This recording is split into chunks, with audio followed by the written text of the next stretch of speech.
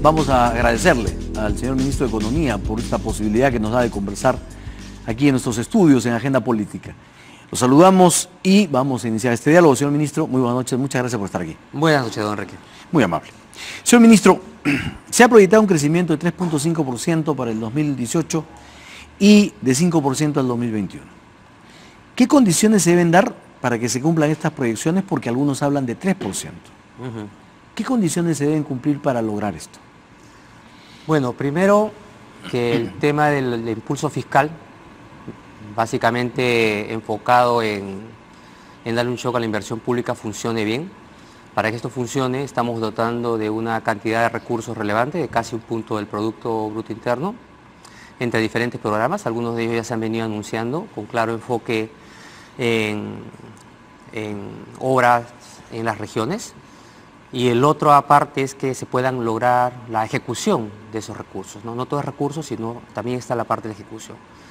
Y ahí es fundamental que la parte de la reconstrucción funcione bastante bien, por eso se ha desplegado una norma que simplifica bastante los procesos y permite mejorar también la posibilidad de ejecutar, no solamente dándole mayores capacidades a las regiones, a las unidades ejecutoras regionales, sino también dando la posibilidad de que en casos especiales donde amerite se puedan generar empaquetamiento de proyectos y se pueda contratar a una autoridad específica para que desarrolle esos proyectos y se puedan realizar. O sea, ¿tercerizar los proyectos? También, o sea, se va a dar la opción, ¿de acuerdo? Es decir, hay ¿contratos de gestión? Exactamente, parecido en algunos casos a lo que está funcionando para la ejecución de los Juegos Panamericanos. Es básicamente el esquema. Hay espacios donde no se va a poder hacer eso. Por ejemplo, imagínense que hayan pues pequeños caminitos, ¿no? Pequeños, esparcidos. Eso es muy difícil de empaquetar. Entonces, en ese caso, lo que hay que hacer es proveerle de las capacidades a las regiones, desde el gobierno central, ayudarlos, digamos, con una clara participación regional, pues eso también genera empleo a ellos, entonces hay que estar ahí. Pero en aquellos en los cuales se puedan estandarizar puentes, carreteras grandes, etcétera, hospitales, etcétera, ahí sí se va a buscar un esquema, porque al final lo que se busca es que realmente la ejecución se dé, y realmente el fenómeno del niño costero lo que ha desnudado es nuestra incapacidad estructural del país para ejecutar obras, ¿no? Señor Ministro, ¿cómo se está trabajando con los gobiernos subnacionales para que las próximas elecciones de octubre no impacten negativamente en la inversión pública que usted proyecta en 17.5% el aumento? Macrocónsul la proyecta en 9.8% para este año. Así es. Entonces, ¿qué se está haciendo y por qué esta diferencia en la proyección? No, básicamente, a ver, yo creo que tienen diferente lectura de los números. Siempre van a haber diferentes proyecciones, seguramente el supuesto que tiene... El Banco Central habla de 14%. Exactamente, son, ¿cómo se podría decir? Escenarios, hipótesis que tienen cada uno de los analistas respecto a la capacidad de ejecución. El Banco Central creo que hizo sus estimaciones antes de que nosotros pusiéramos en marcha este programa de recursos que le comentó de casi un punto, lo mismo en el caso de otras instituciones privadas. Entonces yo creo que la principal diferencia viene por ese lado. Y en el caso de las elecciones regionales, lo que vamos a hacer es que vaya una cantidad de incentivos relevantes para que los nuevos gobiernos continúen las obras que se están ejecutando. Parte de la normativa que vamos a empezar a generar va a enfocarse en que estas nuevas autoridades no inicien nuevos proyectos, sino que continúen aquellos que están en pleno proceso de ejecución, que es lo fundamental para que esto funcione y que debería ser el deber moral de todo nuevo, gobernador electo, ¿no? Ahora, usted es el más optimista de todas las proyecciones, a pesar de que usted ha manifestado su temor con respecto a la eficiencia de los gobiernos regionales. Sí, a ver, vamos a ver, yo creo que no es que sea el más optimista, sino el que he salido con las últimas proyecciones con la información completa. Gran parte de la revisión de los datos a la baja ha sido hasta hace el día de ayer, ¿no? Que hemos puesto público con todo el detalle lo que pensamos hacer para el 2018 hasta el 2021. O sea, no es una proyección optimista, sino realista. Y, a ver, mi principal crítica que realizaba la situación actual era que faltaban programas que realmente miraran a futuro, que la situación que se observaba hasta el momento estaba muy contaminada por expectativas negativas, dado el escenario que se había experimentado en los últimos meses. Ahora, claramente, las condiciones son distintas y realmente la población lo que está esperando es que en condiciones ahora más tranquilas realmente pues haya un gobierno que ejecute y haga cosas. Ahora, siendo realista, como usted dice, sí, la construcción el sector construcción va a ser un pilar para el crecimiento. Sí. Un sector golpeado, un sector paralizado, un sector involucrado en los grandes casos de corrupción. ¿Va a poder ser un motor de crecimiento? Sí, puede, ¿Cómo? puede y tiene que ser. Hay dos temas acá. Primero está el tema, bueno, en gran parte ya le comenté el tema de la ejecución. Y efectivamente, como usted bien señala, hay un elemento fundamental que, por ejemplo, tiene que ver con esta paralización que ha habido por todas estas investigaciones, ¿no?, en los casos de corrupción que hemos escuchado. Y un tema central era el de cómo volver a movilizar la cadena de pagos que se había detenido. Como usted sabe, gran parte de las constructoras no podían conseguir financiamiento, los bancos no estaban en condiciones, no tenían la certeza, ¿no?, de poder financiarlos porque no sabían cómo iban a ser sancionados, ¿no?, en su momento en el Poder Judicial. Por tanto, cualquier tipo de garantías o préstamos pues no tenían ninguna certeza respecto al patrimonio que podrían tener. Entonces se ha venido trabajando desde hace varias semanas en coordinación con las diferentes instituciones del Estado que tienen que ver con el tema de la forma de dar predictibilidad a las sanciones que se tienen que dar a estas empresas. Ha habido interacciones con el Poder Judicial, ha habido interacciones también con el sector privado y ya hay un proyecto, digamos, de reglamento para la ley que reemplazó al decreto de urgencia 003. Que ¿Cuándo sale? Porque se está retrasando. No es que se haya estado retrasando, como le he comentado, necesitamos generar bastante consenso. Como usted comprenderá, todas las partes tienen visiones muy distintas, ¿no? Al final es un tema de alineación de intereses, no es un promedio, porque con promedios no se puede hacer cosas, pero sí escuchar, y cada una de las partes que tienen posiciones distintas, pues tienen un aporte que en el margen pueden ser incorporados. Entonces, este proyecto ya tiene en principio el visto bueno de mi ministerio, entiendo que también tiene el visto bueno del Ministerio de Justicia y está en manos del presidente, o sea que me imagino que en pocos días seguramente hará público, no salvo que pase algo, ¿no?, que ya no estoy controlando. Para la construcción el 2018 ya está terminado, ha ya está pasado muerto. un trimestre, efectivamente, ha pasado un trimestre, justamente ya estamos hemos estado ya en coordinaciones para que al menos las obras que eran fácilmente continuables estén. Hay carreteras que están avanzando y que se están trabajando, a pesar de los problemas que le he manifestado, están trabajándose. Y ya hay un plan, el plan que va a ser parte, entiendo yo, de las facultades que se van a solicitar, pero no obstante ya estamos realizando las acciones para que ello avance. O sea, a ver, en principio, desde el día, o a más tardar, digamos, más allá de cómo venga el plan, yo creería que con gran esfuerzo, con gran despliegue, empezaremos a trabajar a mediados de mayo. Será mucho más visible, creo yo, el tema de los trabajos de reconstrucción y con el liderazgo de la autoridad, por supuesto. ¿Y usted nos puede garantizar que este reglamento de esta ley que reemplaza al DU 003 es un reglamento que no solamente va a satisfacer a las partes, sino que también va a generar confianza en lo que significa los estamentos de justicia y los procuradores? No puedo garantizar eso, no soy capaz de dar esa garantía, ¿no? Evidentemente va a haber discrepancias, esto es así, ¿no? Pero lo que debe quedar claro es que en la búsqueda de ese reglamento no se ha buscado favorecer a nadie, ¿no? Se ha buscado tratar de dar el mayor equilibrio entre las partes, ¿no?, y dándole el poder o el espacio a que el Poder Judicial, en el momento que toque, pues diga cuál es la sanción que le corresponde.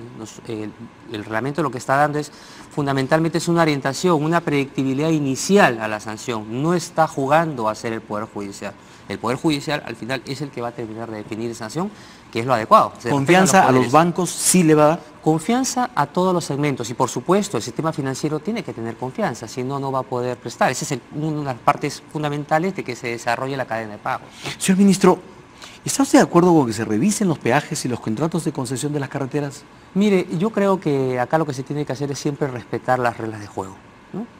Si entramos a revisar, es un tema sobre el cual prefiero yo hablar de forma general, pero no se puede estar revisando ningún tipo de contratos de esa manera, porque se requiere predictibilidad para todas las partes, ¿no? Entonces, espero yo que todas estas conversaciones que no están dentro de mi sector, sino que están en otro, pues lleguen a buen término.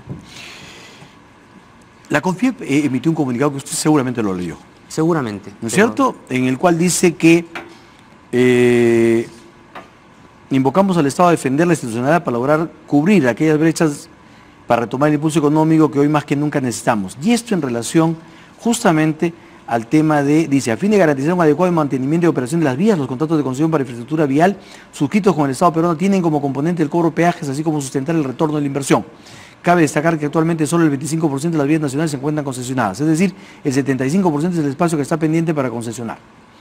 ¿Está usted de acuerdo con esto? Estoy de acuerdo con el principio, ¿no? Con el principio. Efectivamente. ¿No es cierto? Ese es un principio institucional, ¿no?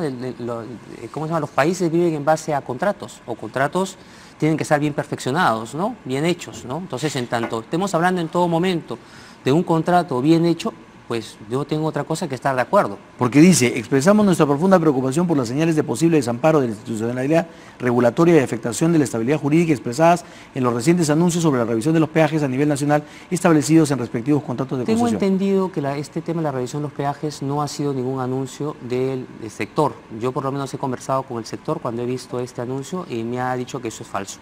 Ya, pero sí es un anuncio del gobierno. Yo que sepa, no. O sea, puede acá lo tengo, ¿no es cierto? Se revisarán las tarifas de los peajes, el gobierno aceptó revisar peajes. Eso es lo que hizo un titular.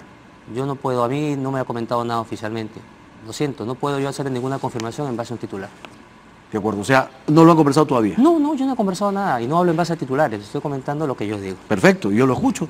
Con atención, señor ministro.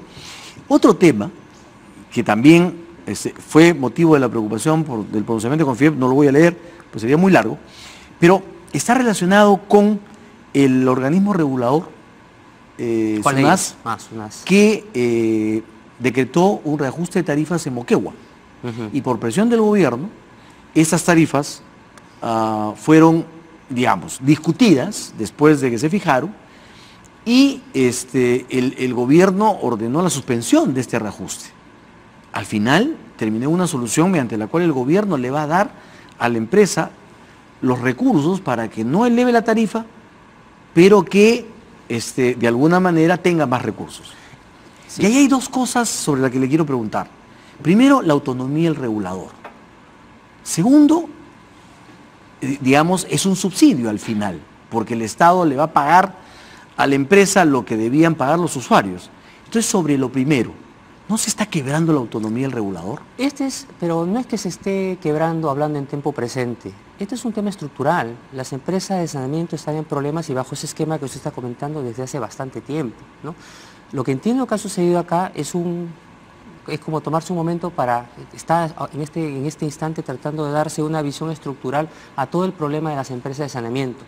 Entonces se ha tomado, entiendo yo, una decisión que es la que se ha venido tomando con otras empresas de saneamiento hasta el momento, con cargo a buscar una solución eficiente para todo el mercado, porque lo que es real es que con la actual estructura de precios y la forma en que se reajusta, pues es bastante difícil que se pueda continuar realizando o ampliando, ¿no? Y cerrando la brecha de saneamiento que está estancada desde hace bastante tiempo. Pero eso no se pudo discutir antes de la decisión del regulador, porque además hay otra cosa. La OTAS, que es la organización que jefatura todas las empresas de saneamiento, estuvo de acuerdo con el reajuste de la tarifa.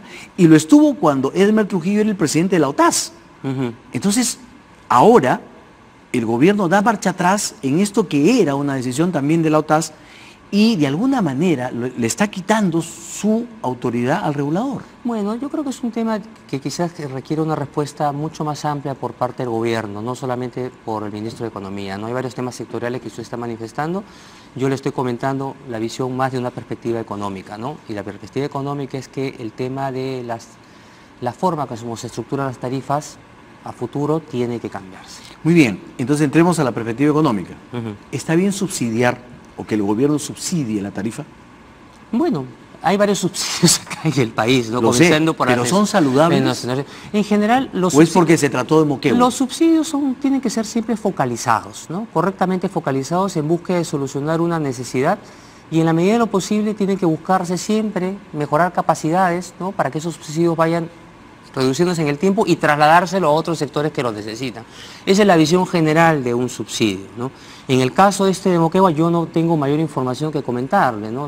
Entiendo su interés por Moquegua. Pero los recursos van a salir del MEF. Seguramente, pero ya se entenderá en su momento que cuando recursos salgan para un lado en el MEF, por una decisión política se tendrán que recortar en otro, ¿no? Eso ya, como le digo, no puedo yo entrar en decisiones puntuales sectoriales. ¿Y las decisiones políticas pueden manejar el presupuesto de esa manera? Yo creo que siempre hay decisiones políticas entiendo yo, desde todos los gobiernos, ¿no? Acá esto no se maneja solamente por un robot o un técnico, ¿no? Entonces simplemente hay que buscar la forma adecuada de jugar o interactuar entre política y economía. Y al final la economía tiene que primar porque la billetera es una sola, ¿no? Ese es el criterio de fondo. Y como usted dice, los recursos son únicos y si se da para algo, hay que quitárselo a algo. Es que es así, ¿no? Pues no se puede hacer magia, ¿no? No se puede hacer magia, eso yo creo que lo entendemos todos. Hablemos ahora de recursos, ministro. Dígame. En sus primeras declaraciones usted dijo que la SUNAT debe tener una mejor gestión de cobranza. ¿Cambiará el modelo para los contribuyentes? ¿El jefe de la SUNAT sigue teniendo la confianza del MEF o habrá un cambio? No, a ver, vamos a ver. Tiene mi confianza. ¿Él continuará? Él continuará, por supuesto. De hecho, a ver, él va a continuar. Él tiene las metas claramente establecidas que tiene que seguir conmigo en cuanto a recaudación, pero fundamentalmente lo que le corresponde a él, que es la efectividad de la administración tributaria. O sea, él va a tener temas... la mayor eficiencia en el cobro de los impuestos. Sí, yo creo que ha habido como que se perdió el objetivo de recaudación, ¿no? Se alentó otros objetivos que son importantes, como el de educar, que tiene que estar siempre, como el de facilitar, tiene que estar siempre, pero no puede olvidarse, ¿no?, de la parte para el cual estás. En un país con escasos recursos y con amplia informalidad de casi 70%, pues tienes que enfocarte en esa vía. Lo único que estamos haciendo es recordarle al jefe de la zona que tiene que ir en esta línea a recaudar más. Estamos revisando su plan de intervenciones que va a tener a lo largo de este y el siguiente año. Seguramente, yo entiendo que la próxima semana, si no es la siguiente, va a dar explicaciones más amplias en una conferencia de prensa del trabajo que va a realizar. Y lo que también sabe es que vamos a seguir sus metas, ¿no?, trimestralmente, y seguro que con toda esta inversión que ha hecho en tecnología, en cruce de información, las cosas van a ir estupendo. Ministro, ¿y qué hay de la famosa ampliación de la base tributaria? Porque, claro, la eficiencia en el cobro es siempre a los mismos. No es cierto. No es cierto, no ve usted, yo creo que en todos los niveles, a ver. La informalidad ha crecido y con la informalidad crece también la imposibilidad de cobrarle impuestos a los informales. Es cierto, pero yo creo que, por lo menos con mi gestión, lo que vamos a intentar es que sean los tres grandes grupos que estén involucrados en intervenciones adecuadas para cada uno de ellos, ¿no? Los básicamente muy informales, ¿no es cierto?, que vemos con actividades claramente en las calles y en algunos de estos emporios comerciales que están dispersos por todos los lugares. Va a estar también enfocado a los profesionales o pequeñas empresas que también tienen un componente y características propias, y por supuesto también a los grandes contribuyentes, que ahí quizás no tienen la evasión que todo el mundo conoce, pero sí de repente en muchos casos pueden haber actividades elusivas, ¿no? Va a haber una ley antielusiva que entendemos que va a entrar en funcionamiento en el transcurso de este año, ¿no?, muy probablemente hacia el segundo semestre, ¿no? Ya, pero hay toda una masa de empresas informales, minería informal, en fin, hay sectores enormes que no pagan impuestos porque están en informalidad y porque simplemente no tienen el aliciente para poder formalizarse. A ver, pero esas son también fallas estructurales que tiene el Estado. Yo no lo puedo trasladar todo eso a la labor de la SUNAT. Usted entenderá también, es un maniqueísmo estar hablando de que, oigan, hagan algo con ellos y a mí no me dan nada. No se puede solucionar de la noche a la mañana una falla estructural que tiene el país. Es cierto, yo entiendo... Pero hay que empezar por algún momento. Por supuesto, yo también, me parece bien. Hace tiempo que todo el mundo viene empezando con esto. Yo tengo intenciones de seguir, pero me parece a mí también exagerado, digamos. Yo entiendo las reacciones de la gente, de los que se pagan impuestos, de los que pagamos impuestos, respecto a que otros, de repente de manera muy burda, digamos, no están pagando en la cara de todos. Pero eso responde a una falla amplia que la SUNAT por sí sola no va a solucionar. O sea, pensar que solamente con fiscalización e ir detrás de ellos, de pronto la recaudación va a aparecer alta de la noche a la mañana, es falso. Se van a hacer trabajos con ellos, pero hay que entender que también tenemos que realizar y seguir realizando trabajos con los otros sectores, o sea, evitar que cada uno legitime su tasa tributaria, ¿no? Algunos dicen, bueno, yo pago demasiado, entonces pues también algunas cosas pues voy a dejar de pagar. Y la verdad es que esa no es la solución. Me parece muy bien que todos nos molestemos porque no se está tratando de la misma manera a otros que burdamente y claramente están evadiendo, pero yo creo que todos tenemos que poner un poco de sacrificio y tratar de pagar lo que nos corresponde. Ministro, yo voy a volver al tema de los peajes. Sí. Porque... Pero ojo que no es un tema, le digo, yo entiendo su preocupación también, pero yo creo que es un tema que debería trasladárselo, o sea, con ese detalle, al ministro del sector, ¿no? Yo no le voy a poder responder, lamentablemente, lo voy a hacer, con toda la satisfacción que usted quisiera. Yo lo voy a hacer, es más, lo hacemos y lo invitamos al ministro de Transportes a que venga, por favor, aquí para atacar este tema. Señor ministro de Trujillo, la invitación está hecha para que usted venga aquí. Pero, como usted ha dicho que estos son titulares, yo quiero decirle que el día 27 de abril se publicó la información de que hay un acta entre el gobierno, el Ministerio de Transportes y los transportistas en los cuales se compromete a no solamente a revisar los peajes, sino que a cumplir diversos acuerdos, incluida la devolución del impuesto selectivo al consumo y prorrogar el plazo de regulación de las multas impagas. Y lo otro es, el 26 de abril se publica una nota en la cual se señala que el primer ministro César Villanueva adelantó que todos los peajes que tengan que ver con la circulación pública, especialmente en los ejes importantes que ayuden a fluir a nivel nacional, se van a revisar. Bueno, vamos a entender... Son anuncios y actas. O sea, no son solo titulares. Bueno, pero yo no veo ahí que se hayan comprometido. Dicen revisar. Un acta es un compromiso. Un acta es, vamos a revisar, van a conversar. Yo no puedo hablar por ellos. De repente, aprovechando que usted estuvo acá el premier, se lo debe haber preguntado directamente. Sí, acepto la... No, pero a mí, pero le digo, me traslada una pregunta a mí. Si dice que yo he firmado eso, yo le respondería. Ya. No, lo que pasa es que... ¿Dice que he firmado yo? No, entonces no le puedo responder. Así es, pero lo que me sorprende es que el ministro de Transportes no lo haya conversado con usted, o en todo caso, el primer ministro tampoco lo haya conversado con usted. Es un tema político, ¿no? Los temas económicos, en todo caso, los vemos en el Consejo, y si no me lo ha comentado, es porque seguramente debe ver que tiene otras vías de solución, no a través del Ministerio de Economía. Si tuviera una solución a través del Ministerio de Economía, me lo hubiera comentado. Por eso le digo que no le presto mucha importancia. Muy bien.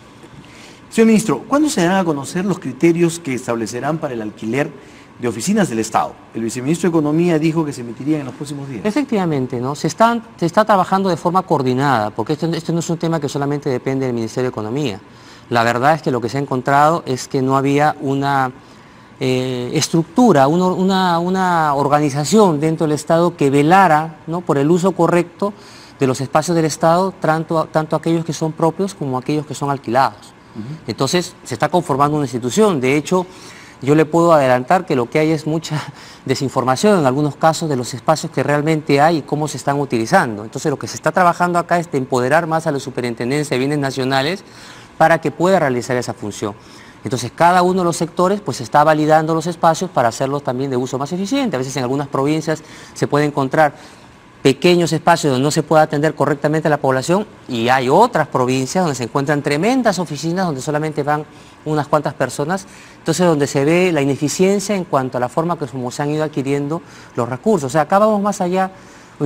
Es cierto que todo este tema empezó a surgir a través de... Los contratos cuestionados de algunas entidades como... Que está muy bien, y seguramente que si sigue... ¿Está muy bien el cuestionamiento? Correctamente. O sea, yo creo que el periodismo lo que tiene que hacer es ir viendo, y seguramente nos enteraremos de mucho más, ¿no? Pero acá lo que hay que hacer es hacer, ya desde el Estado, lo que le corresponde es hacer un trabajo estructural, ¿no?, para solucionar estos problemas, digamos que se dé un uso eficiente a los bienes del Estado. ¿Cuándo se conocerán esos criterios? Yo imagino, ya están trabajando, hay un grupo de trabajo a nivel de viceministros de diferentes sectores que están trabajando, pero yo me imagino como parte de los anuncios también que va a hacer el premier, seguramente que lo comentará en su discurso, ¿no? Pero entenderá que es un tema también bastante complejo, ¿no? Claro. Digamos, que tomará, claro que sí, saldrá el reglamento, pero tomará su tiempo hasta que esto funcione. ¿Y a partir de cuándo se verán los ajustes a los gastos superfluos y en qué medida se hará seguimiento de ello? Ya está, el decreto de urgencia debe estar saliendo esta semana, digamos, había quedado para aprobación el Consejo de Ministros que vamos a tener esta semana antes de la investidura.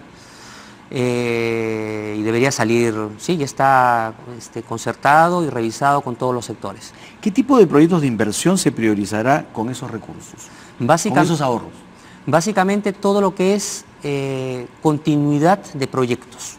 Lo que hemos visto es que tenemos una cartera amplia de proyectos de inversión inconclusos, ¿no? Entonces, sobre todo lo que queremos es, más que iniciar, que lo que cuesta realmente mucho en los proyectos es poner los recursos y recién ponerse a pensar cuándo se va a construir un nuevo puente, mejor porque no empezamos a terminar los puentes que tenemos en marcha. Entonces ahí es donde nos vamos a concentrar. Ministro, dado que no se tiene el éxito con el MIPER tributario, ni el IGB justo, tal como lo indica en el marco macroeconómico multianual, ¿Hacia qué tipo de régimen se inclina el MEF y cuáles son las consideraciones que se están planteando para el microempresariado? Mira, ahí te voy a hablar de manera general, porque prefiero también que esto sea anunciado por el Premier y las preguntas que van a surgir dentro de la investidura seguramente. Pero esto es un tema que vamos a tener además, entiendo, varios días, ¿no? Que nos va a dar, espero yo, que si es que como nos ha anunciado, nos da finalmente el legislativo, para trabajar con detalle. Lo que tenemos ahora es un diagnóstico fundamentalmente de, por ejemplo, en el caso del MIPE tributario, lo que básicamente ha generado es que el 95% de los que están actualmente en el mismo tributario son empresas que ya pagaban en el régimen general. Es decir, no ha generado, no ha tenido ese atractivo, ¿no?, de incorporar a personas que se encortaban fuera, ¿no? Entonces, y por otro lado, lo que vemos también es una coexistencia y cruce, ¿no?, entre el MIPE tributario, el RUS y el RER. Entonces ahí estamos entre, si es necesario de repente integrar alguno de los 3 sistemas que tenemos actualmente, desaparecer alguno, perfeccionar los 3. Actualmente el menú está abierto, es la verdad. Por eso digo, vamos a aprovechar los días que tenemos para hacer una buena norma y seguramente lo que vamos a hacer también es socializarlo, ¿no? ¿Se sigue pensando, se sigue analizando la posibilidad de eliminar el RUS? Está el RUS, quizá no, ¿no? Hay que verlo porque el RUS cumple un motivo y está muy concentrado en un tipo de contribuyente, ¿no? Un tipo de contribuyente, lo que hay que ver también es buscar la forma de que se pague y se pague correctamente, ¿no? Y que realmente paguen las actividades, mejor dicho, que estén ahí las actividades que realmente tienen que estar. Esa era parte de su preocupación también, ¿no? Porque eso está dirigido justamente a los sectores teóricamente de escasos recursos y que requieren un apoyo en cuanto a simplificación de la administración tributaria, pero lo que se debe evitar es que esa simplificación signifique simplemente que oculten, ¿no?, los impuestos que deben pagar. ¿Usted es de la idea de que se quede el RUS? Sí, debería quedarse, pero como le digo yo, más que solamente hablar de manera segmentada de RUS, de RER y de MIPE tributario, lo que buscamos es que puedan coexistir o buscar una forma que trabaje más coordinadamente y no solapándose unos y otros. ¿Y hay que modificar el selectivo al consumo, ministro? A ver... ¿Usted va a plantear que se modifique? El selectivo al consumo es un tema que estamos discutiendo. De hecho, es un tema que ya viene preanunciado desde el año pasado, ¿no? Digamos que tenemos que ir hacia una homologación de nuestro impuesto selectivo al consumo respecto al mundo. Respecto a si no queremos ir al mundo, vayamos a los vecinos de Latinoamérica o de la Alianza del Pacífico. Nuestro selectivo premia actualmente a los productos que suelen ser los más dañinos, ¿de acuerdo? Entonces lo que buscamos hacer es un tránsito gradual, tratando de subir hasta las tasas específicas. Licores, cigarros, por ejemplo, cigarros, ¿no? Subir el selectivo al consumo. Y subir gradualmente, pero digamos al nivel que está en el resto de nuestro vecindario, ¿no? Justamente tratando también de evitar problemas de contrabando, por ejemplo, ¿no? ¿Y combustibles, por ejemplo? Combustibles también, estamos analizando ahí, eso está en trabajo, pero digamos, pero efectivamente, ¿no? Actualmente se cobra mucho menos a la combustible que más contamina, ¿no es cierto? Entonces también tenemos que hacer un ajuste, ¿no?, a este tipo de productos, ¿no? Por básicamente este motivo, ¿no? ¿Y bajar algunos? Eso también tenemos que verlo, efectivamente. Si hay consistencia, quizás habría que ver todo eso en la tabla. El ministro de Agricultura dijo hoy que se le darán más recursos a Agrobanco. ¿Es mejor darle más recursos para cubrir las provisiones o mejor crear un mecanismo paralelo para otorgar crédito a los agricultores hasta que se solucione el problema de Agrobanco? No, yo creo que ahí lo que dice el ministro, o como lo hayan interpretado, digamos, es cierto en parte, ¿no? Es decir, sí, se le ha dado recientemente recursos a Agrobanco para que pueda cumplir con sus objetivos de corto plazo, mientras estamos pensando, trabajando, ya tenemos casi prácticamente diseñado la forma en que se van a otorgar mejor los recursos, ¿no? Esta medida seguramente va a aparecer en los próximos días, pero lo que vamos a buscar es tratar de cambiar el enfoque que hasta la fecha ha tenido Agrobanco de mal funcionamiento, de alto endeudamiento y sobre todo de que no ha estado focalizado a los pequeños agricultores. Realmente se ha estado dando, desde hace algún momento alguien decidió, no sé hace cuántos años atrás, de que los créditos se ampliaran de una manera poco adecuada, ¿no es cierto? Porque este banco realmente, su objetivo, su espíritu es justamente enfocarse a aquellos que no pueden acceder a créditos, ¿no? Entonces, yo creo que si no es la próxima semana, la subsiguiente debe estar apareciendo un nuevo reglamento que debiera reestructurar completamente la forma de aproximarse al sector agrario. ¿Y Agrobanco se mantiene o podría ir achicándose hasta desaparecer? No, a ver, vamos a ver, ayuda financiera especializada y focalizada al sector agrícola va a existir siempre, ¿no? Lo que estamos viendo justamente es la forma en hacer eficiente. Lo que queda claro es que la manera como ha estado trabajando Agrobanco no es la correcta, o no ha sido el enfoque más adecuado. O sea, la reestructuración debería ser interna. La estructura va a ser una reestructuración completa, efectivamente, del funcionamiento para que llegue a los pequeños agricultores. Ministro, ¿qué se va a hacer con las exoneraciones? A ver, acá hay un tema que Premier creo que lo ha planteado de forma clara.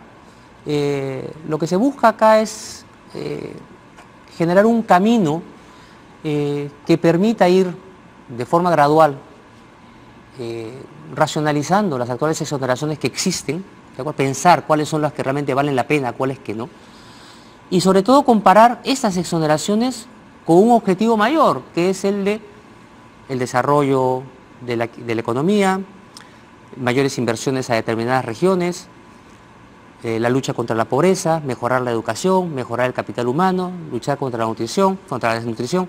Entonces lo que vemos es que estos 5 puntos de necesidades que tiene el país que le acabo de mencionar, a veces se encuentran con que no hay recursos. Y dice, pero sí hay recursos, están en esos sectores que están exonerados. Entonces alguien nos tiene que decir o le tiene que decir a la sociedad por qué hay aproximadamente 16.000 millones de soles, ¿no? Casi 2% del producto, que están dirigidos ya ni siquiera a una región, sino a pocos que se benefician de esas exoneraciones en un sector, como por ejemplo el caso del combustible en Madre de Dios, que tiene el nivel de consumo más grande de todo el país, que no tiene sentido, y ya vemos el progreso que ha tenido Madre de Dios. Entonces no tiene ningún sentido. ¿Por qué se dirigen esos recursos y por qué no se dirigen a sacar a un grupo de la población que está actualmente en la extrema pobreza? Entonces, perdóneme, esos recursos, ese combustible en Madre de Dios ha ido a enriquecer a la minería informal, por ejemplo. Correcto, ¿no? Exactamente. Ilegal, perdón. Exactamente, ese ya, digamos, para darle la vuelta completa a esta problemática, ¿no? Entonces alguien tiene que explicar por qué solamente unos privilegiados tienen estas exoneraciones tan altas y por qué tantos tienen tan poco, ¿no es cierto? Como es aquellos que están todavía en situación de pobreza, aquellos que están con problemas de anemia, que está subiendo en vez de bajar, cuando se le ha dedicado mucho más recursos, ¿no? Entonces alguien tiene que explicar qué pasa, ¿no? ¿Qué pasa y por qué vamos a mantener esa exoneración? Entonces lo que vamos a proponer, entiendo yo, lo que se va a proponer alguna vez, pensemos en este calendario, que reflexionemos cuál es la manera, o sea, por qué determinados sectores tienen o no tienen exoneraciones. Esto no va a ser aplicado para cerrar brecha fiscal, esto está parte de la brecha fiscal, esto es simplemente para mejorar y reenfocar nuestros recursos hacia donde deben estar, pero si el Congreso no quiere hacer nada al respecto, pues nosotros no es nuestra responsabilidad. ¿Con qué consecuencias? Bueno, si no se hace nada. Pues que seguiremos en este mismo estadio de desarrollo, no vamos a poder aspirar a ser, queremos ser OSD y ya se ve dónde estamos, ¿no? O sea, realmente si no tenemos cierta coherencia en esto, no vamos, muchas de las falencias que vemos en el país, que usted alguna de estas las ha manifestado en esta mesa, pues seguirán presentes, ¿no? Si no hay recursos, no hay solución. Ministro, ¿qué piensa usted del régimen laboral agroexportador? Yo creo que los resultados son bastante elocuentes, ¿no? ¿Debe mantenerse? Elocuentes.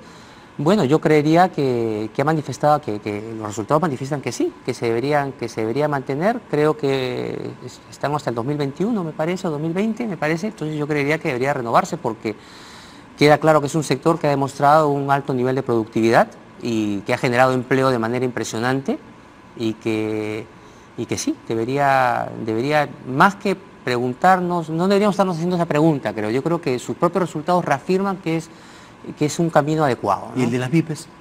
El de las MIPES, pues hay que verlo, ¿no? Yo creo que todos tienen que estar alineados hacia generar más productividad. Entonces yo creo que tenemos que pensar justamente cómo queremos transitar hacia el tema del mercado laboral. El mercado laboral es un tema espinoso, evidentemente, ¿no? Porque hay diferentes posiciones políticas, entonces es un tema sobre el cual hay que ir con cuidado y además que no es un tema solamente económico, ¿no? Si fuera un tema solamente de decisión económica, yo le haría todas las respuestas, pero no es un tema que depende solo de esta cartera. Sí, por eso es que no profundizo, pero sí quería su opinión sobre ese tema.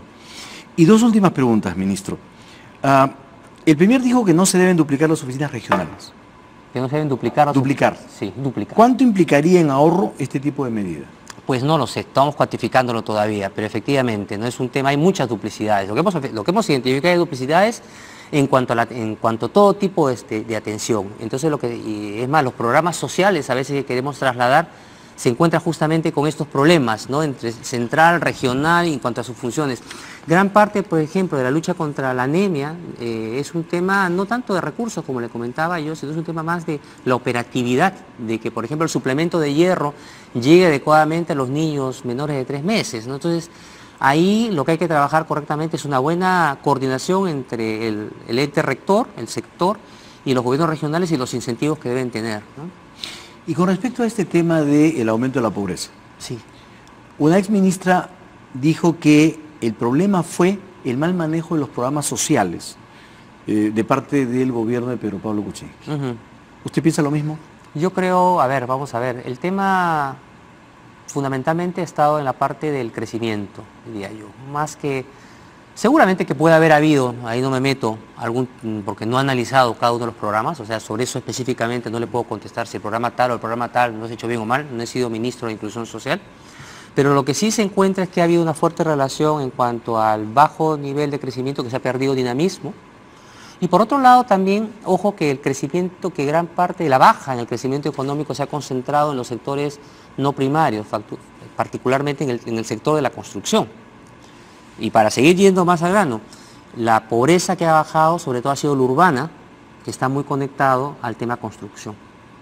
Entonces, de alguna manera, esta desaceleración que ha habido de construcción, más los casos que han habido de paralización de obras, justamente con el tema que le estaba comentando, y por eso la importancia de esta ley, de que se retome la cadena de pagos, es bastante relevante. Si usted hace un mapeo de dónde están las principales caídas, va a ver que tiene una fuerte correlación con la paralización que ha tenido desde hace bastante tiempo el sector construcción. ¿Y en algún momento se ha pensado en el gobierno darle más recursos a los programas sociales?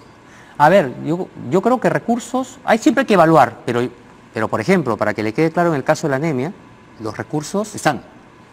del 2011 al 2018 han crecido en 300%.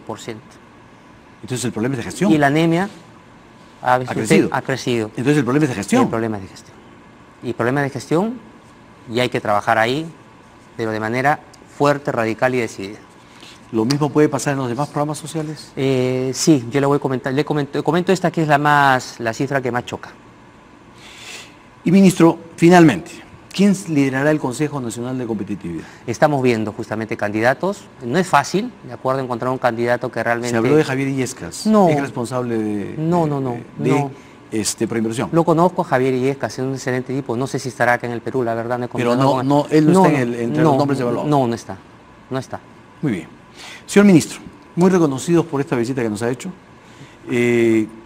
¿Alguna novedad que nos planteará el 2 de mayo? Todas las novedades las va a decir el Premier, se lo dejo a él. Le hubiera preguntado antes.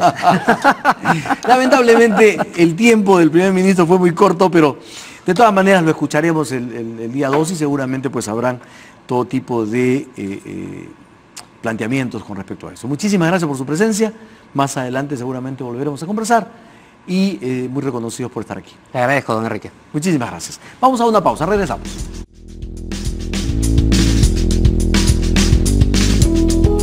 Bien amigos, nosotros nos vamos a despedir luego de estas importantísimas entrevistas al señor primer ministro César Villanueva y al ministro de Economía David Tuesta.